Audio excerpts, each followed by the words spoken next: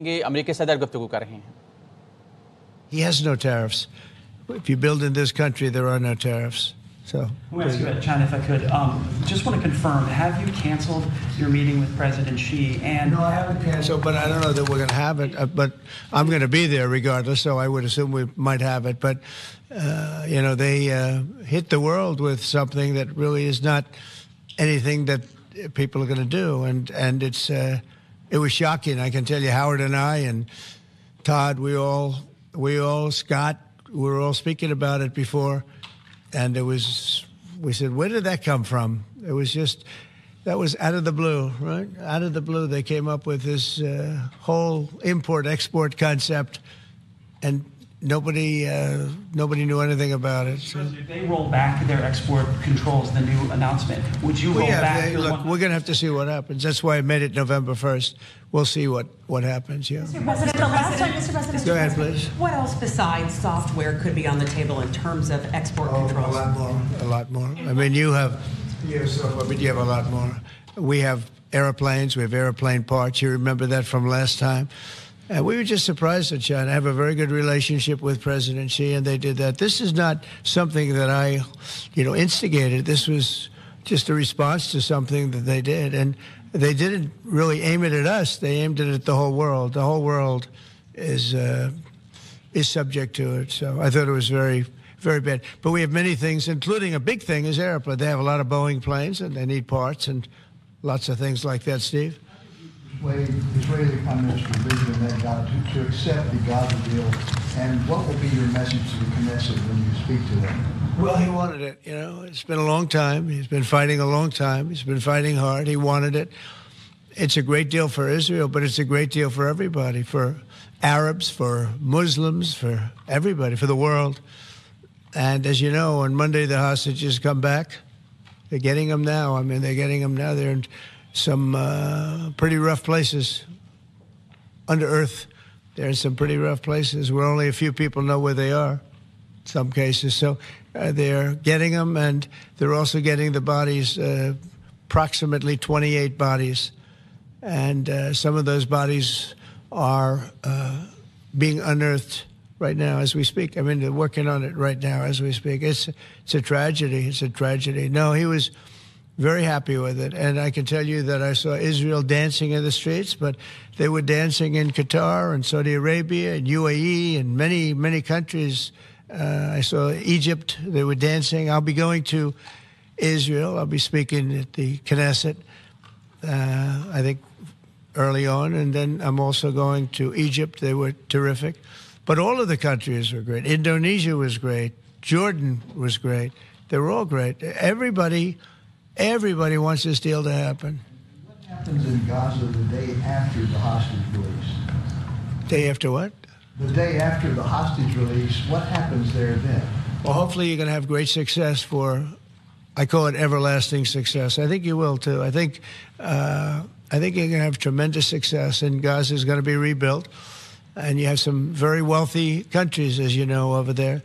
And it would take a small fraction of their wealth to do that, but and I think they want to do it. And we're also setting up, as you know, a board of peace. It's called the Board of Peace. I don't know if that's the final name, but the word peace is definitely in there. They have asked me if I chair it. We'll make sure things go well. And how confident are you that the ceasefire will hold? I think it'll hold. Yeah, I think it'll hold. They're all tired of the fighting. Don't forget, you had October 7th, which was a horrible day, 1,200 people killed. But Hamas has lost 58,000 people. That's big retribution. That's big retribution. People understand that. So, no, I think they're all tired of fighting. And this really gives the whole Middle East, this is beyond Gaza. Gaza is very important, but this is beyond Gaza. This is peace in the Middle East. And it is a beautiful thing. It's a term that you and I have been hearing since we were very young, right? And now we have a chance of really having that. And as you know, most of the countries have passed all these resolutions. Every country is there. Iran came in. I was very happy to see that. I was very honored that Iran came in. They said they support it. Russia came in. President Putin, he supports it fully, very fully. So I was happy to see even countries that weren't necessarily involved in the process, they all support it. I don't know of anybody that doesn't. And I've never seen happier people than many of these places, not just Israel. Many of these places, they're all dancing in the streets. I've never seen anything like it. Mr. President, Go ahead, please, in the back. Thank you. What guarantee did you give Hamas to persuade them that Israel will restart the bombing campaign once the hostages have been exchanged? What did I do with respect to them? Well, I spoke a little bit tough, and that's what would happen. I mean, you have to speak tough. That's a tough world. That's a tough, as they say, neighborhood. And they're tough people. They're very tough people, and they're smart people. They're good negotiators. They have a lot of things going. They put that to good use. They're going to be very, very successful. But they knew the retribution would be tremendous, unsustainable. It would have been unsustainable. It would have been complete obliteration, and they didn't want that. And nobody wants it at this point. They want to get on with rebuilding the entire Middle East. It's not only Gaza. It's going to be the entire Middle East. They're going to be able to live in peace. Now, we have some little hot spots, but they're very small. You know the ones I'm talking about. They're very small. They'll be very easy to put out. Those fires are going to be put out very quickly. Yes, ma'am. Thank you, Mr. President.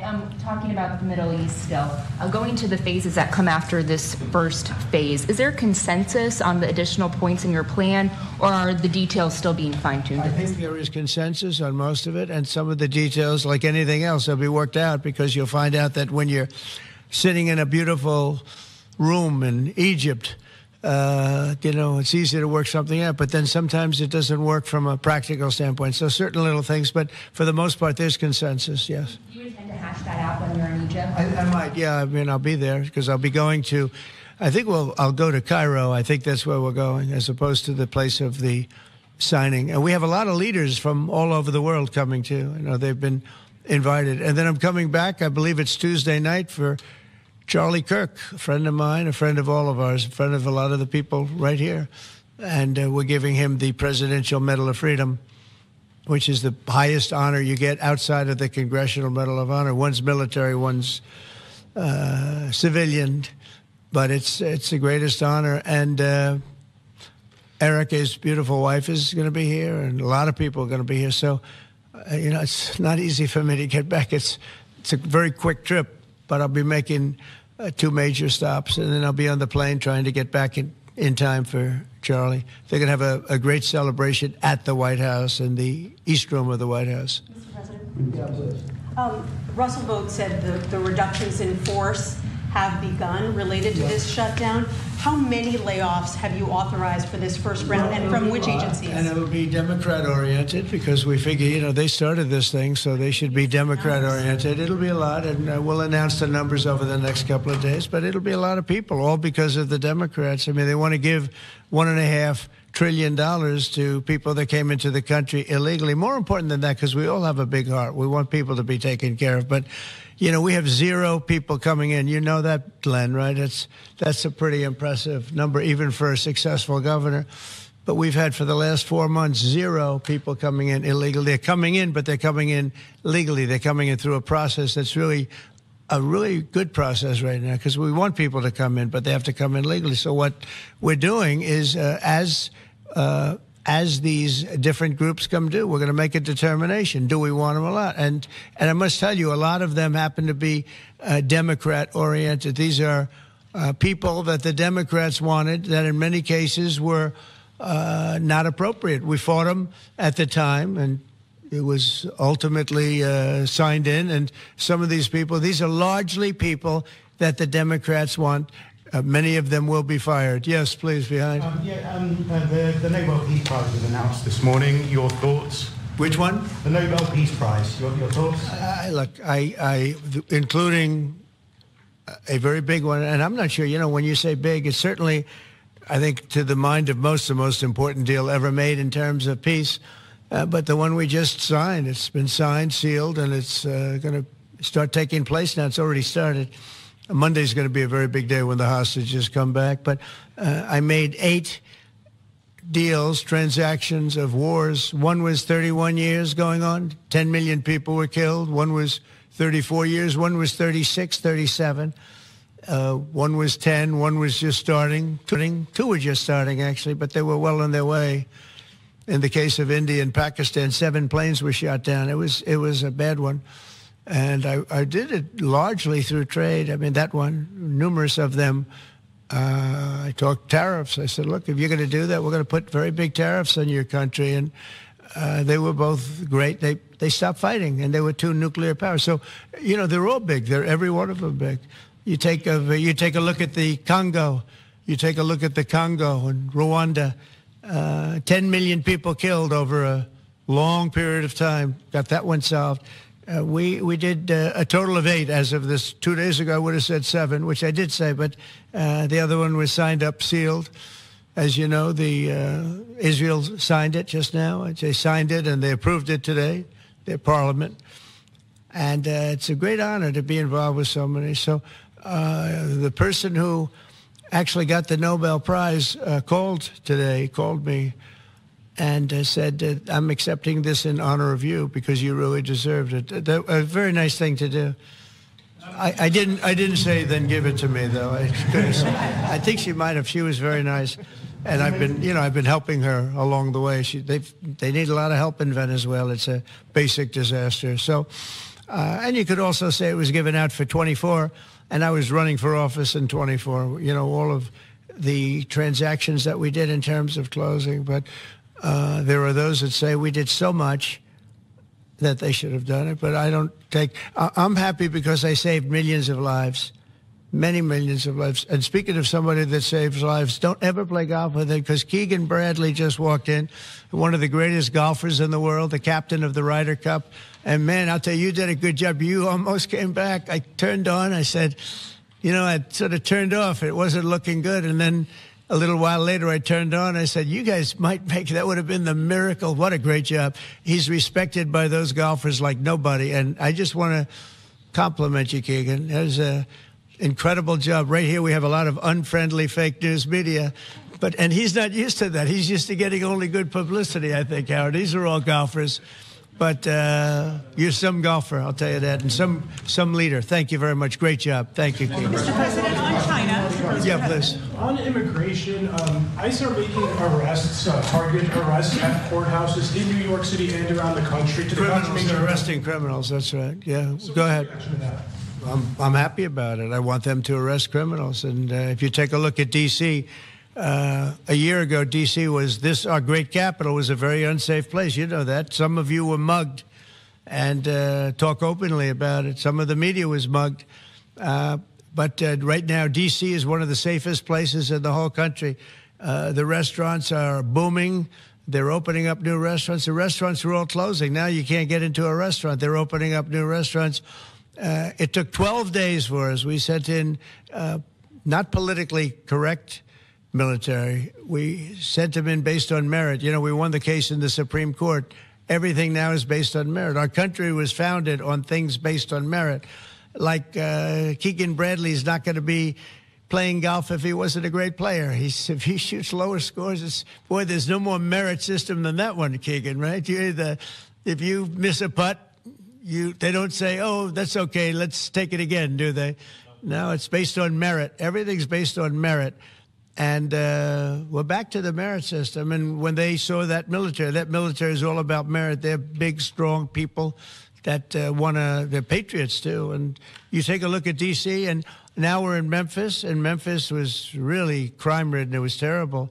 A lot of people being killed. And they say in 12 days they can't even believe how much better it is. And it'll take probably a month over there, and we're heading to Chicago because we want to save Chicago.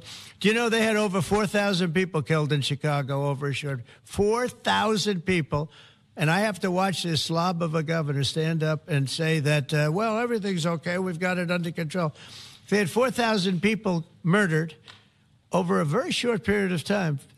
There's not a city in the world, I don't believe, that can claim, you know, you hear so much about different, I won't, embarrass anybody, like by saying Mexico City or by saying anywhere in Afghanistan. There's no place like that. And then I have to listen to the mayor who's got a 5% approval rate, maybe less. He's an incompetent man. And the governor's an incompetent guy. He's a guy that was thrown out of his family business like a dog. And I know his family very well. And now he's a governor. And when I watch him trying to say that it's okay, we have crime under control, I lost 4,000 people over a very short period of time. I believe it's like 7,000 people were shot but didn't die. But 4,000 people died.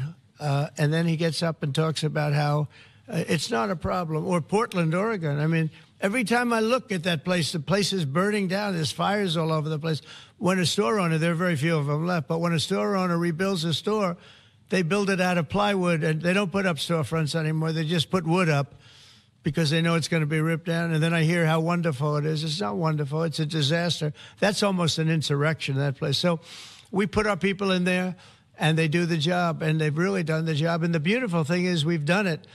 12 days we had this place safe, and now it's, I would say within a month it was beautiful, and it continues to be. That was 3 months ago. I'll tell you, D.C. now is one of the hottest places, just like this country. We were a dead country, and you've heard me say it 100 times. We were a dead country. King of Saudi Arabia said it. Others say. The Emir of Qatar said it. Many. UAE said it. The leader, great leader, UAE, all great leaders, they said effectively the same thing. 1 year ago, we had a dead country.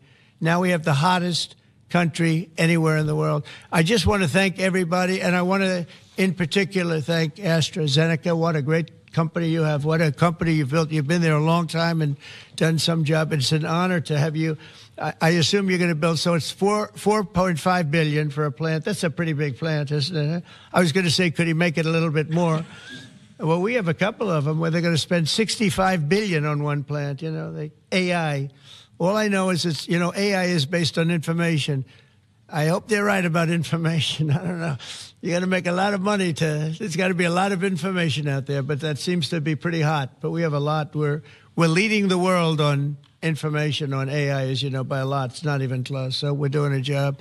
And I want to thank everybody, but in particular, Pascal, thank you very much. It's a great honor. Thank you. Thank you very much. अमेरिकी सदर Donald Trump की गुफ्तगू आप मुलाहिजा कर रहे थे। इन्होंने कहा गजा में अमन मुआहिदा अरब ममालिक और इसराइल सब के लिए शानदार है। अमेरिकी सदर डोनाल्ड ट्रंप ने कहा यरगमाली पीर को वापस आ रहे हैं। इसराइल और अरब ममालिक में जंगबंदी की खुशी में जश्न हो रहा है। यह सिर्फ गजा नहीं बल्कि पूरे मशरिक़ वस्ता के लिए बेहतरीन है। अमेरिकी सदर ने कहा मुझे इसराइली पार्लियामेंट से खिताब की दावत मिली है। मशरिक़ वस्ता के दौरे में मिस्र भी जाऊँगा। खाम तेल बहुत जल्द $2 फी गैलन से कम हो जाएगा। अमेरिकी सदर डोनाल्ड ट्रंप की चीन पर इजाफी महसूलात आयद करने की धमकी। उन्होंने कहा मैंने पाकिस्तान और भारत समेत 8 जंगें रुकवाईं। पाक भारत जंग में 7 तैयारी कराए गए। मैं नोबेल अमन इनाम देने के फैसले का एहतराम करता हूँ। मुझे नोबेल अमन इनाम ना मिलने पर अफसोस भी है। ये कहना था अमेरिकी सदर डोनाल्ड ट्रंप का। बताएं कि खैबर पख्तूनख्वा में दहशतगर्दी के पीछे सियासी मुजरिमाना गठजोड़ है। खारिजी दहशतगर्द और सहूलतकार कोई भी हो, किसी भी ओहदे पर हो, उन पर जमीन तंग कर दी जाएगी। तर्जमान पाक फौज लेफ्टिनेंट जनरल अहमद शरीफ चौधरी का 2 टूक ऐलान। कहा दहशतगर्दों के सहूलतकार खारिजियों को रियासत के हवाले करें या साथ मिलकर उन्हें अंजाम तक पहुंचाएं। ये ना किया तो फिर एक्शन के लिए तैयार हो जाएं।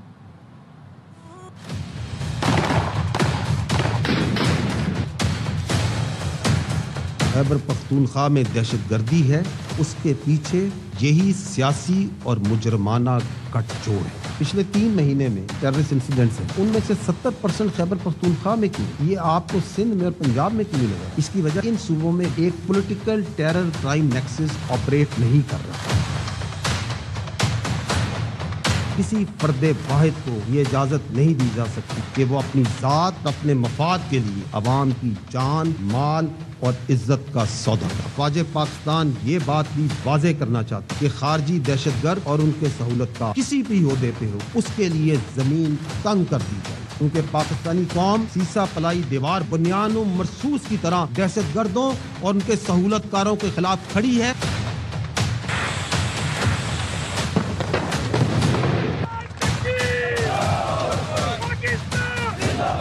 अब स्टेटस को नहीं चले। जो शख्स खारजियों की सहूलतकारी कर रहा है वो खुद इन खारजियों को रियासत के हवाले कर। अगर ये दोनों काम नहीं कर ले, भरपूर एक्शन के लिए तैयार हो जाए। افغان وزیر خارجہ دہلی میں بیٹھ کر بیان دے رہے ہیں، کیا بھارت کی اجازت سے مذاکرات کریں گے؟ وزیر دفاع خواجہ آصف کہتے ہیں بھارت شکست کی خفت مٹانے کے لیے افغان سرزمین استعمال کر رہا ہے، کالا دم ٹی ٹی پی سے حساب برابر کریں گے، پھر دیکھتے ہیں افغان حکومت کیا کہتی ہے۔ کالا دم ٹی ٹی پی کے ساتھ سکور سیٹل ہوگا اور ضرور ہوگا۔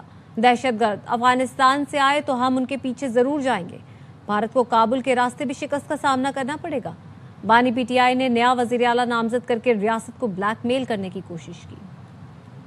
لیڈرشپ جو ہے دلی میں بیٹھ کے آفر کر رہی ہے یہ مذاکرات کرنا چاہیے، کوئی انڈیا سے پرمیشن لے کے یہ آفر کر رہے ہیں۔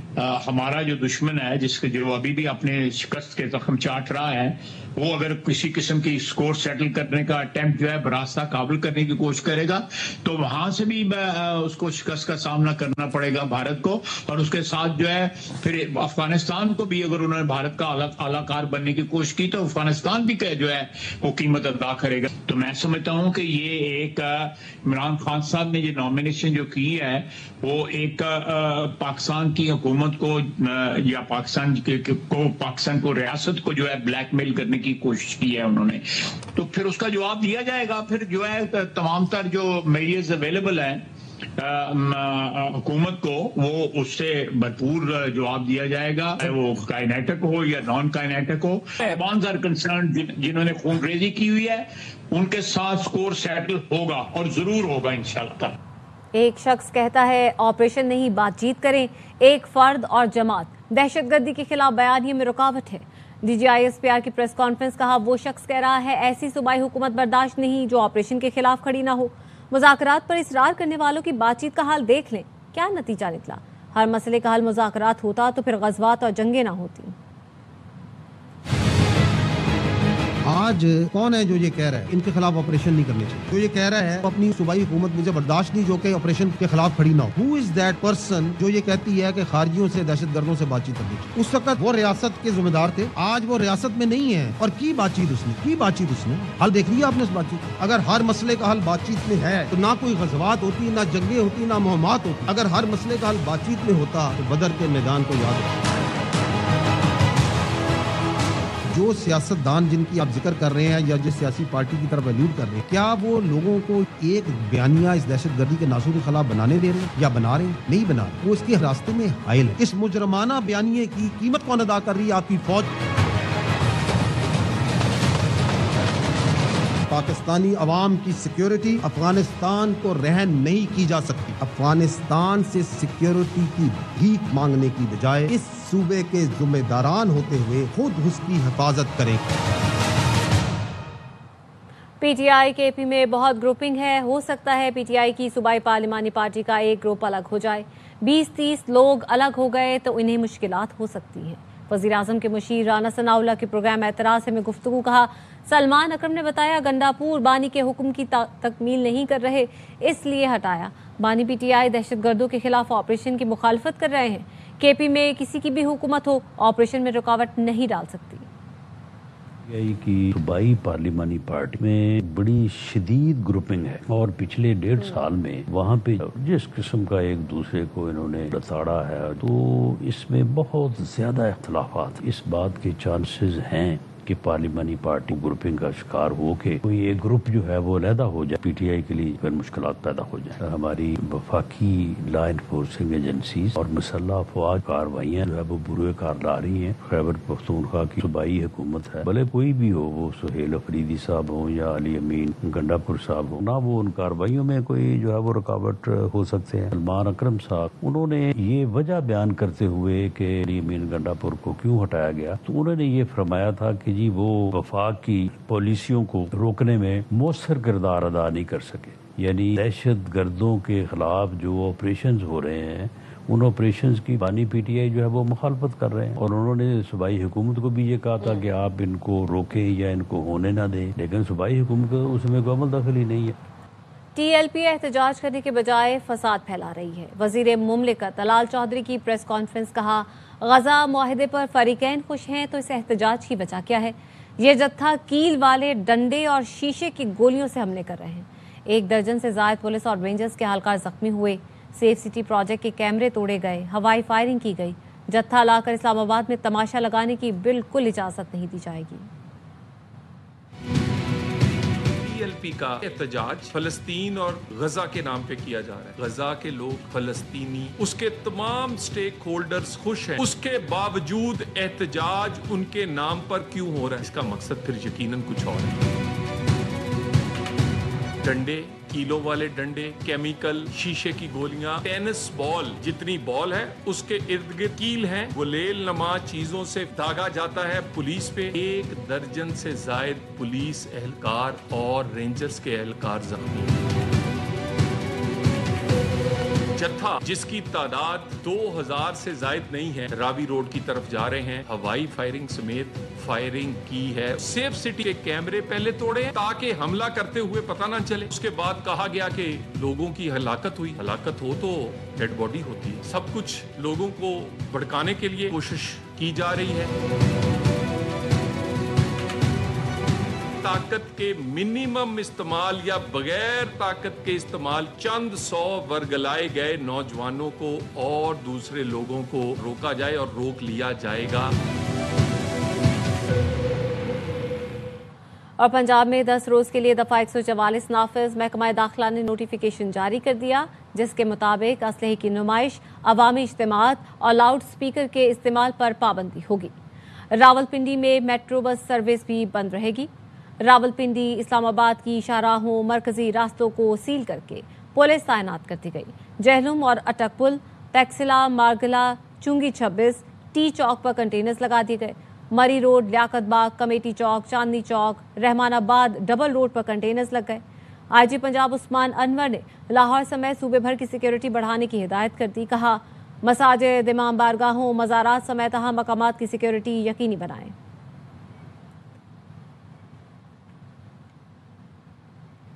इस्लामाबाद में वफाकी वजीर दाखिला मोहसिन नकवी और वजीर मुमलिकत बराए दाखिला तला चौधरी का फैजाबाद का दौरा, सिक्योरिटी के खुसूसी इंतजामात का जायजा लिया।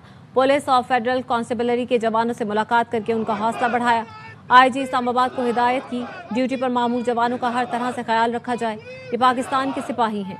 वजीर दाखिला ने कहा, किसी जत्थे को इस्लामाबाद या किसी शहर पर चढ़ाई की इजाजत नहीं देंगे। किसी को कानून हाथ में लेने की इजाजत नहीं।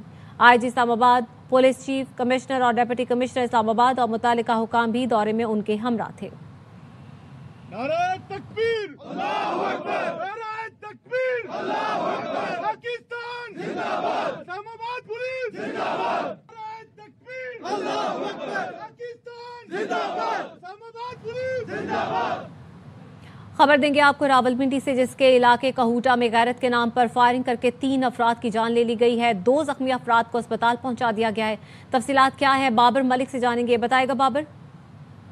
जी हाँ, ये अफसोसनाक वाकया थाना कहूटा के इलाके नौगरा जो गांव है वहाँ पेश आया, जहाँ पे 3 अफराद को अंधाधुंध फायरिंग करके कत्ल किया गया, जबकि फायरिंग के नतीजा में 2 अफराद जख्मी हुए हैं।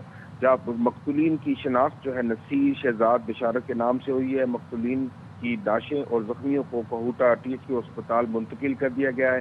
मकामी पुलिस के मुताबिक मामला गैरत के नाम पर कत्ल का लग रहा है। कहूटा पुलिस ने मजीद बाकी की तहकीकात का आगाज कर दिया है। जी, न्यूज़ बुलेटिन से फिलहाल इतना ही। कुछ देर में हाजिर होंगे हेडलाइंस के साथ।